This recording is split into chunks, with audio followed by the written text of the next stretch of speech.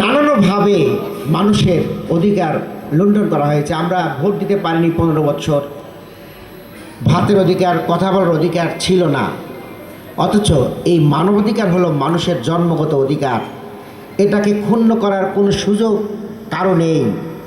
এই অধিকার বাস্তবায়ন করার দায়িত্ব স্বয়ং রাষ্ট্রের, কিন্তু আমরা দেখেছি এই রাষ্ট্রই অনেক সময় এই অধিকার থেকে জনগণকে বঞ্চিত করে।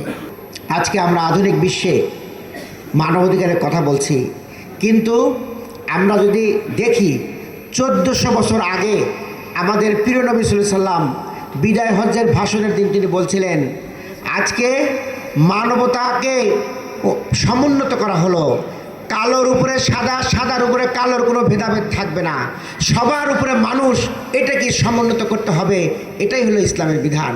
আমরা মনে করি এই বাংলাদেশ এবং পৃথিবীতে যদি মানবাধিকার নিশ্চিত করতে হয়, তাহলে ইসলামী অনুশাসন, আল্লাহ এবং আল্লাহ রাসূলের সেই বিধান অনুযায়ী যদি আমরা চলতে পারি, তাহলেই শুধুমাত্র মানবাধিকার নিশ্চিত করা হবে।